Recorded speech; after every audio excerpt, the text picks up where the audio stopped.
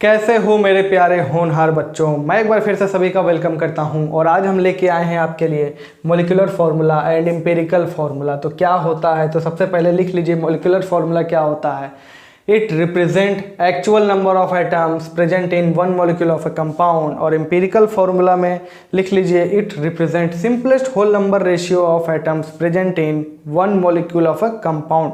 यानी molecular formula हमें क्या बताता है कि एक मॉलिक्यूल के अंदर एक्चुअल में कितना नंबर ऑफ एटम्स प्रेजेंट है।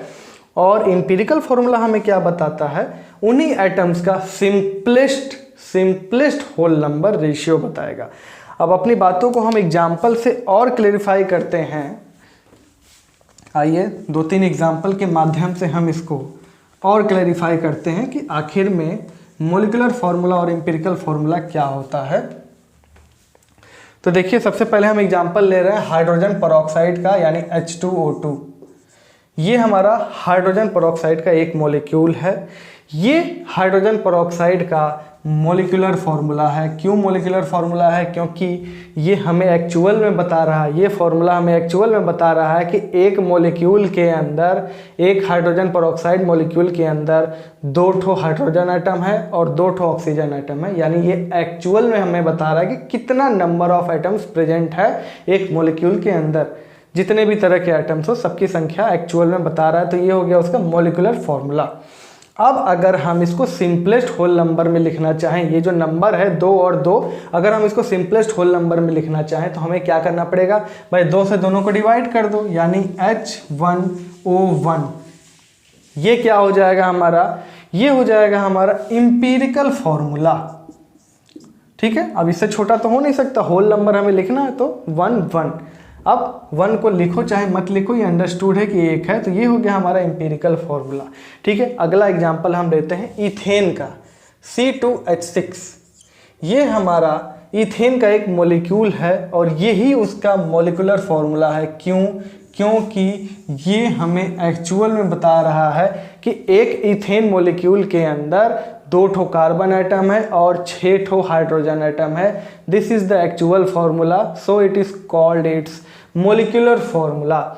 अब अगर हम इसी को सिंपलेस्ट होल नंबर में लिखना चाहें, इन्हीं नंबर को 2 और 6 को, तो हमें क्या करना पड़ेगा, 2 से दोनों को डिवाइड कर देंगे तो कार्बन 1 हो जाएगा, हाइड्रोजन 3 हो जाएगा। ठीक है, यानी C1H3 ये हो जाएगा हमारा इसका एम्पिरिकल फार्मूला। 1 लिखने की कोई ज़रूरत नहीं। ठीक है, अब और एग्जांपल लेते हैं। जैसे मान लीजिए हमारा बेंजीन क्या होता है, बेंजीन का फार्मूला होता है C6H6।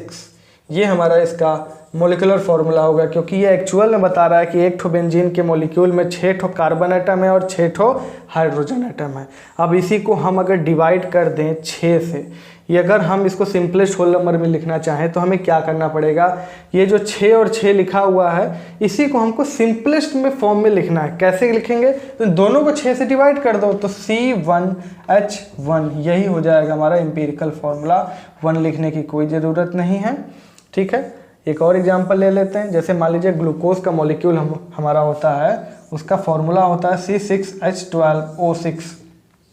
एक ग्लूकोज के मॉलिक्यूल में 6 कार्बन एटम होते हैं, 12 हाइड्रोजन एटम होते हैं और 6 ठो ऑक्सीजन एटम होते हैं। ये इसका मॉलिक्यूलर फार्मूला होता है, क्योंकि ये एक्चुअल में बता रहा है कि कितना नंबर ऑफ एटम्स अलग अलग तरह के प्रेजेंट हैं इसमें। अब अगर हमको इन्हीं नंबर्स को, जितने भी नंबर ऑफ एटम्स हैं उनको सिंपलेस्ट होल नंबर में लिखना है तो हमको क्या करना पड़ेगा, 6 से सबको डिवाइड कर दो तो कार्बन 1, ऑक्सीजन 1 और हाइड्रोजन 2 हो जाएगा, यानी C1H2O1। This is empirical formula. 1 लिखने की कोई ज़रूरत नहीं है। ये इसका क्या हो गया, एम्पिरिकल फार्मूला हो गया। इसको नोट कर लीजिए। एक बात यहाँ पर गौर करो कि जैसे देखो यहाँ पर हमारा एम्पिरिकल फार्मूला है HO यानी H1O1, अगर यहाँ पे हम 2 से मल्टीप्लाई कर दें तो हमें क्या मिल जाएगा, H2O2, जो कि हमारा क्या है, मोलिकुलर फार्मूला है। यानी एम्पिरिकल फार्मूला में हमने क्या किया, 2 से मल्टीप्लाई किया तो हमें क्या मिल गया, H2O2 मिल गया, यानी मोलिकुलर फार्मूला मिल गया। उसी तरह यहाँ पर एम्पिरिकल फार्मूला हमारा CH3 है, यहाँ पर भी 2 से अगर हम मल्टीप्लाई कर देंगे तो हमें क्या मिल जाएगा, C2H6, यानी कि मोलिकुलर फार्मूला हमें मिल जाएगा। सेम वे में यहाँ पर देखो एम्पिरिकल फार्मूला क्या है, CH, अगर यहाँ पर हम 6 से इंटू कर दें तो हमें मोलिकुलर फार्मूला यानी कि C6H6 मिल जाएगा। यानी हमको ये देखने को मिल रहा है कि एम्पिरिकल फार्मूला में हम एक नंबर है n हमारा 2 3 4 5 6 7 कुछ भी हो सकता है। अगर एम्पिरिकल फार्मूला में हम उस नंबर n से मल्टीप्लाई कर दे रहे हैं तो हमें क्या मिल जा रहा है, मोलिकुलर फार्मूला मिल जा रहा है। यानी कि हम एक ऐसा रिलेशन बना सकते हैं मोलिकुलर फार्मूला और एम्पिरिकल फार्मूला के बीच में, क्या, मोलिकुलर फार्मूला बराबर n इंटू एम्पिरिकल फार्मूला। यानी कि मोलिकुलर फार्मूला हमें मिल सकता है कैसे, अगर हम एम्पिरिकल फार्मूला में एक स्मॉल नंबर n से मल्टीप्लाई कर दें। अब ये स्मॉल नंबर n कहाँ से पता चलेगा, तो n हमको पता चलेगा ऐसे, n बराबर molecular mass upon empirical formula mass. ठीक है, molecular mass upon empirical formula mass. Molecular mass तो हमको गिवन रहेगा, ठीक है, और एम्पिरिकल फार्मूला मास हम कैसे निकालेंगे, तो एम्पिरिकल फार्मूला मास जैसे हम मोलिकुलर मास निकालते हैं सेम वे में एम्पिरिकल फार्मूला मास निकालेंगे। जैसे देख लो यहाँ पे H2O2 है, भाई मोलिकुलर फार्मूला है ये, तो यहाँ पे जो मास निकालेंगे हम मोलिकुलर मास होगा, कितना हो जाएगा, हाँ, ऑक्सीजन 2 है तो 32 हो गया और 2 34 हो गया। अब ये क्या है, HO क्या है भाई, उसका एम्पिरिकल फार्मूला है, तो इसका भी मास हम वैसे ही निकालेंगे। ऑक्सीजन 1 है 16 और एक हाइड्रोजन है हमारा 17, ये 17 क्या हो जाएगा, यहाँ पर इसका एम्पिरिकल फार्मूला मास हो जाएगा। ठीक है, तो हम सेम वे में निकालेंगे एम्पिरिकल फार्मूला मास भी। अब कभी कभी क्या रहता है कि हमको मोलिकुलर मास नहीं दिया रहता है, मोलिकुलर मास ना देकर हमको दे देगा वेपर डेंसिटी क्या होता है। तो फिलहाल वेपर डेंसिटी क्या होता है इसके पीछे बहुत ज़्यादा नहीं पढ़ना है, अभी बस इतना लिख लो कि अगर मोलिकुलर मास हमको ना देकर वेपर डेंसिटी दे दे तब कैसे निकालेंगे, तो मोलिकुलर मास बराबर 2 इंटू वेपर डेंसिटी। अगर वेपर डेंसिटी में हम 2 से मल्टीप्लाई कर देंगे तो हमको मोलिकुलर मास क्या होगा, मिल जाएगा। तो कभी कभी क्वेश्चन में क्या रहता है, मोलिकुलर मास ना देकर वेपर डेंसिटी दे देता है। ठीक है, तो वेपर डेंसिटी में 2 से इंटू करके हम मोलिकुलर मास को पता कर लेंगे। अब इतना नोट कर लीजिए। अब इसके बाद हम सीखेंगे कि एम्पिरिकल फार्मूला हम कैसे डिटरमाइन करेंगे। 4-5 स्टेप होते हैं, स्टेप बाय स्टेप हम चलते जाएंगे तो हम एम्पिरिकल फार्मूला को पता कर लेंगे। इसको नोट कर लीजिए। फिर अब देखते हैं steps to determine empirical formula. आइए अब सीखते हैं steps to determine empirical formula, यानी कि ये कुछ स्टेप्स लिखे हुए हैं जिनको हम फॉलो करेंगे तो हम क्या गेन कर लेंगे, एम्पिरिकल फार्मूला को हम पा जाएंगे। तो सबसे पहला स्टेप क्या है हमारा, find percentage by mass of each element present in one molecule. तो हालांकि ये गिवन रहता है, अगर गिवन नहीं है तो कुछ ना कुछ ऐसा देगा कि हम क्या करेंगे, जितने भी एलिमेंट मौजूद हैं मॉलिक्यूल के अंदर उन सब का क्या करेंगे, परसेंटेज बाय मास निकालेंगे। ठीक है, अब ऐसा हमने कर लिया। अब दूसरे स्टेप में क्या करेंगे, सारे के सारे एलिमेंट का परसेंटेज बाय मास निकालने के बाद उनको हम क्या करेंगे, उस एलिमेंट के एटॉमिक मास से डिवाइड करेंगे। ठीक है, एटॉमिक मास, ध्यान रखो मॉलिक्यूलर मास नहीं। अगर हमारा कार्बन है तो उसके परसेंटेज बाय मास को हम किससे डिवाइड करेंगे, 12 से। ठीक है, लेकिन अगर ऑक्सीजन है तो उसके परसेंटेज बाय मास को हम 32 से नहीं डिवाइड करेंगे, 16 से। एटॉमिक मास से डिवाइड करना है हमें। उसी तरह नाइट्रोजन है अगर, तो उसके परसेंटेज बाय मास को हम 14 से डिवाइड करेंगे, 28 से नहीं। ठीक है, एटॉमिक मास से डिवाइड करना है। और एटॉमिक मास से जब हम डिवाइड करेंगे तो हमें क्या मिल जाएगा, एटॉमिक रेशियो मिल जाएगा। ठीक है, यानी दूसरे स्टेप तक हमने एटॉमिक रेशियो को पा लिया। अब थर्ड स्टेप में आइए। अब सभी एलिमेंट का हमने एटॉमिक रेशियो को निकाल लिया है।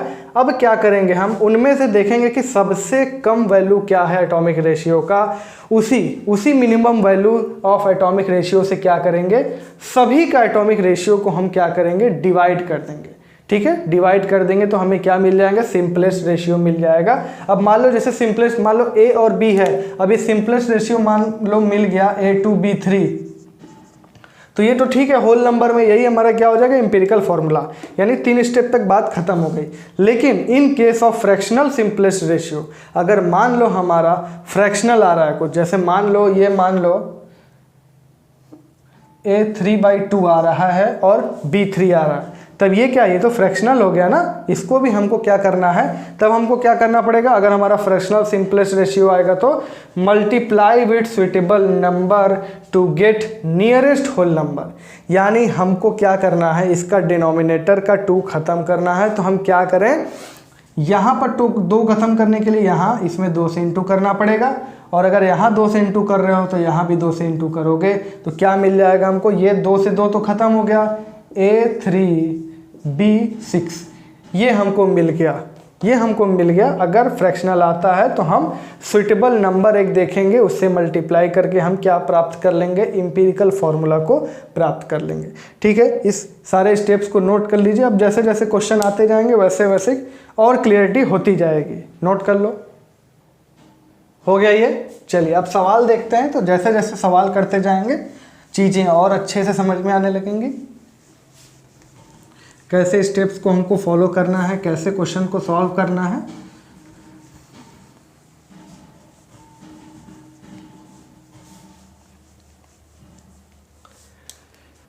तो सवाल लिख लीजिए, क्वेश्चन है हमारा एक कंपाउंड ऑफ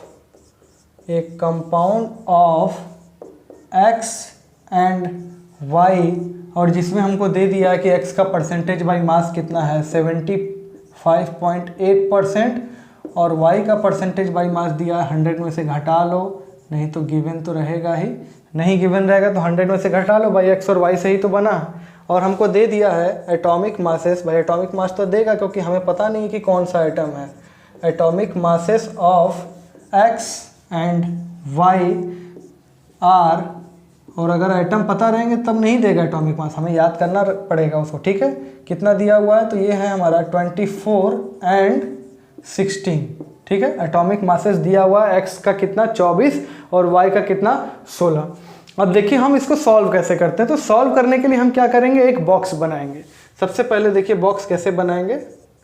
अब इसी बॉक्स को हम हर एक सवाल में यूज़ करने वाले हैं। तो देखो पहले लिख लो एलिमेंट, फिर उसके बाद लिख लो उसका परसेंटेज बाय मास। ठीक है, इसके बाद लिख लो एटॉमिक मास, फिर एटॉमिक रेशियो, फिर सिंपलेस्ट रेशियो। अब देखिए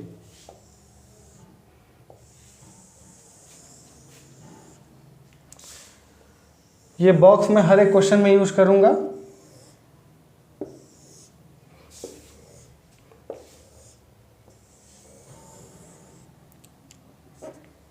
ठीक है, तो एलिमेंट हमारे क्या क्या हैं, तो एलिमेंट है हमारा x है, y है। x का परसेंटेज बाय मास कितना दिया हुआ है 75.8% और y का परसेंटेज बाय मास कितना दिया हुआ है 24.2%।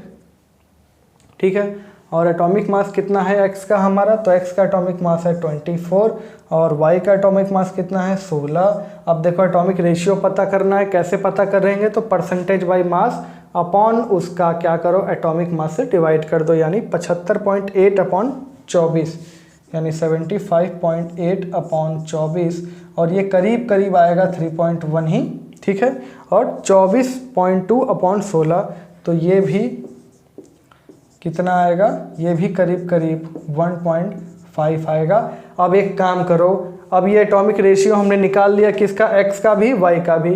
अब इनमें से हमको देखना है कि कौन सा कम है, 3.1 और 1.5 में से 1.5 छोटा है। तो इसी से क्या करेंगे, इसको भी डिवाइड करेंगे और इसको भी डिवाइड करेंगे, तो हमको x और y का सिंपलेस्ट रेशियो पता चल जाएगा।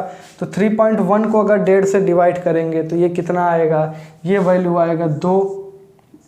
ठीक है, 2 पॉइंट कुछ आएगा तो 2। अब और 1.5 को 1.5 ही से डिवाइड करेंगे तो ये आ जाएगा 1, यानी x के लिए क्या आया हमारा सिंपलेस्ट रेशियो 2 और y के लिए सिंपलेस्ट रेशियो क्या आया 1। ये एक होल नंबर है, फ्रैक्शन में कुछ भी नहीं है, तो यही हमारा क्या हो जाएगा इम्पीरिकल फार्मूला, यानी x के लिए 2 और y के लिए 1, यानी कि इम्पीरिकल फार्मूला हमारा क्या हो जाएगा x2y, x2y, ठीक है, 2 ठो x 1 ठो y, x2y। साफ से लिख लेते हैं, इम्पीरिकल फार्मूला क्या हो जाएगा हमारा x2y, ठीक है, इसको नोट कर लो। फिर यही स्टेप क्या करना है, फॉलो करते जाना है हमें। चलिए अगला सवाल देखते हैं। एन ऑर्गेनिक कंपाउंड, देखो ऑर्गेनिक कंपाउंड बोलने का मतलब यही कि वो कार्बन, हाइड्रोजन और ऑक्सीजन से मिलकर बना है। तो चलिए लिखिए सवाल, an organic compound in which carbon का परसेंटेज बाय मास दिया हुआ है 52.2%, हाइड्रोजन 13% और ऑक्सीजन 34.8%, और मोलिकुलर मास कंपाउंड का दिया हुआ है 92, और हमें क्या निकालना है, डिटरमाइन मोलिकुलर फार्मूला। तो मोलिकुलर फार्मूला कैसे निकालते हैं, तो मोलिकुलर फार्मूला हम निकालते हैं n इंटू इम्पीरिकल फार्मूला। और n कैसे निकालेंगे, तो स्मॉल n जो हम निकालते हैं वो हम निकालते हैं मोलिकुलर मास, यानी यहाँ 92 दिया हुआ है, अपॉन में इम्पीरिकल फार्मूला मास। तो इम्पीरिकल फार्मूला मास निकालने के लिए हमें इम्पीरिकल फार्मूला तो पता होना चाहिए। तो चलिए सबसे पहले हम क्या निकालते हैं, इम्पीरिकल फार्मूला इस बॉक्स के मदद से। तो कितने एलिमेंट हमको दिए हुए, कार्बन, हाइड्रोजन और ऑक्सीजन। कार्बन कितना परसेंटेज दिया हुआ है 52.2%, हाइड्रोजन 13% और ऑक्सीजन 34.8%। एटॉमिक मास कार्बन का 12, हाइड्रोजन का 1, 2 नहीं, ऑक्सीजन का 16, 32 नहीं, एटॉमिक मास हमें लेके चलना है। एटॉमिक रेशियो कैसे निकालेंगे, परसेंटेज अपॉन एटॉमिक मास, यानी 52.2 अपॉन में 12, ये आएगा 4.4, और हाइड्रोजन का 13/1 ये आएगा 13, और ऑक्सीजन का 34.8 अपॉन 16 ये आएगा 2.2। अब ये क्या हो गया, एटॉमिक रेशियो हो गया तीनों एलिमेंट्स का। अब तीनों में देखना है हमको एटॉमिक रेशियो में सबसे कम वैल्यू क्या है, तो ये 2.2 सबसे क्या है, मिनिमम वैल्यू है। अब इसी 2.2 से इसको भी डिवाइड करेंगे, इसको भी डिवाइड करेंगे और इसको भी डिवाइड करेंगे। तो 4.4 अपॉन में 2.2 करेंगे तो ये आएगा 2, और 13/2.2 करेंगे तो ये 5.9 आएगा, लेकिन हम 6 लिख लेते हैं, एकदम करीब करीब 6 हो जाएगा। और ये 2.2 अपॉन 2.2 ये हो जाएगा 1, यानी इम्पीरिकल फार्मूला यहाँ से निकल गया। कार्बन का 2 है, हाइड्रोजन का 6, ऑक्सीजन का 1, यानी इम्पीरिकल फार्मूला हमारा निकल गया C2H6O। और इम्पीरिकल फार्मूला मास क्या हो जाएगा, तो इम्पीरिकल फार्मूला मास हो जाएगा हमारा, भाई इम्पीरिकल फार्मूला देख लो, 2 कार्बन यानी 24, 6 तो हाइड्रोजन यानी 30 और 1 ऑक्सीजन यानी 16। इम्पीरिकल फार्मूला मास हो जाएगा हमारा 46, ठीक है। अब यहाँ से हम स्मॉल n पता कर लेंगे। स्मॉल n कैसे पता चलेगा, मोलिकुलर मास हमारा 92 है, अपॉन में इम्पीरिकल फार्मूला मास 46, ये आ जाएगा 2 के बराबर, यानी कि 2 ऐसा नंबर है, 2 इज़ द नंबर जिससे हम इनटू कर दें किसमें, इम्पीरिकल फार्मूला में, तो हमें मोलिकुलर फार्मूला मिल जाएगा। यानी मोलिकुलर फार्मूला क्या हो जाएगा, ये हो जाएगा 2 इंटू C2H6O। इसका मतलब मोलिकुलर फार्मूला क्या हो जाएगा, C4H12O2, ठीक है। ये हो गया हमारा मोलिकुलर फार्मूला, नोट कर लीजिए इसे।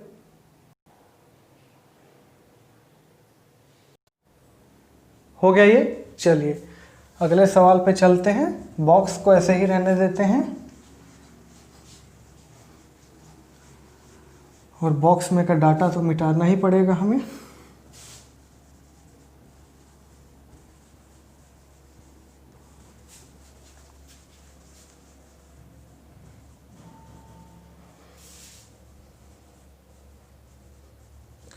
चलिए अगला सवाल है हमारा,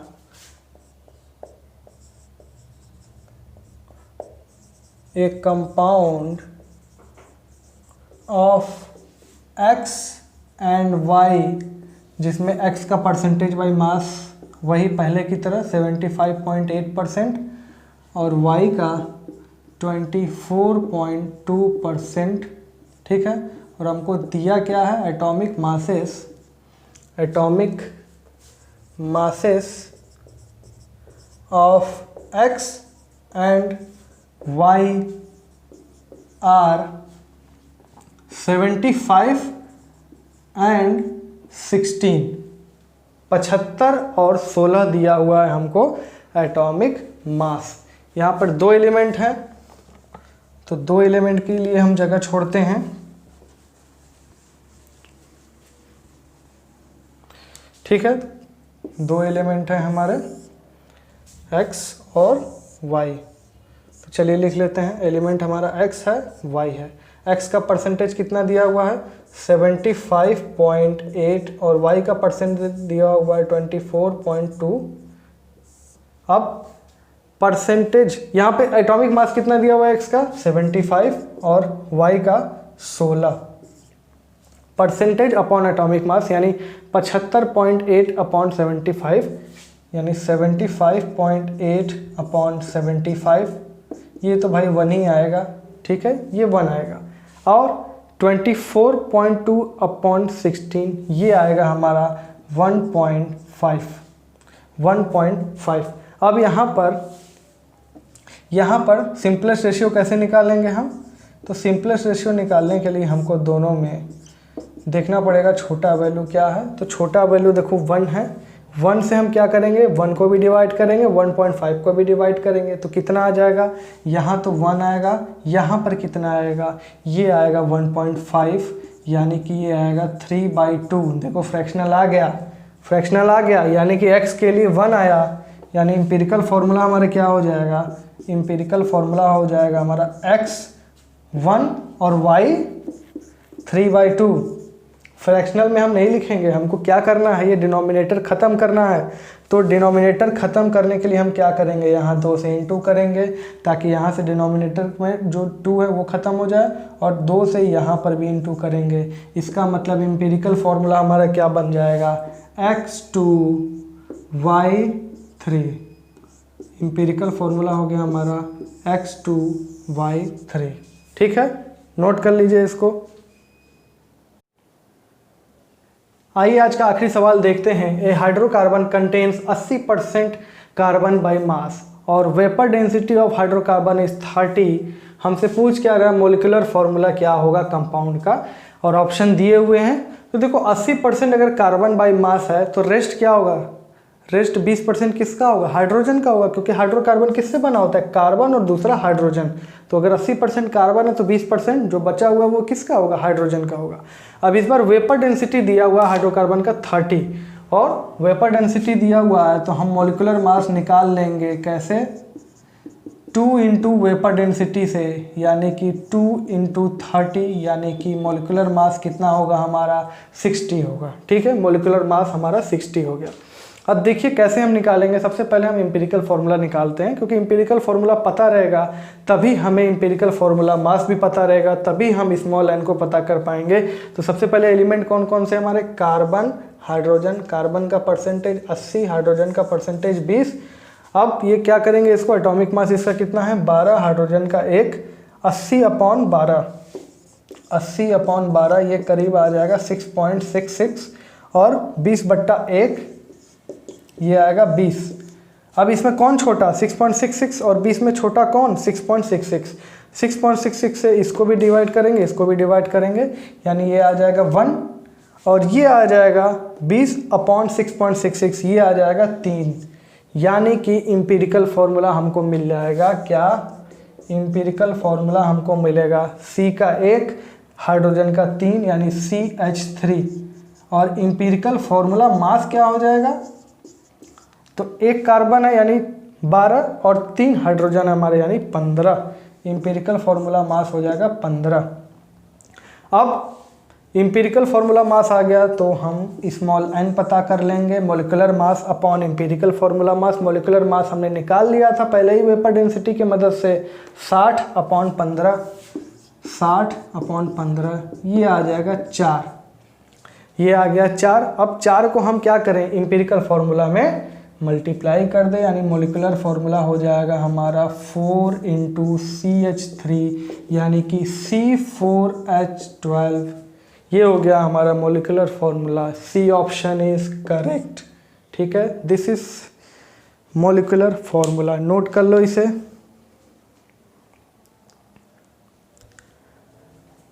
तो बच्चों this is all about molecular formula and empirical formula. अब मिलते हैं अगले लेक्चर में अगले कंसेप्ट के साथ। तब तक के लिए बाय बाय, टेक केयर, जय हिंद।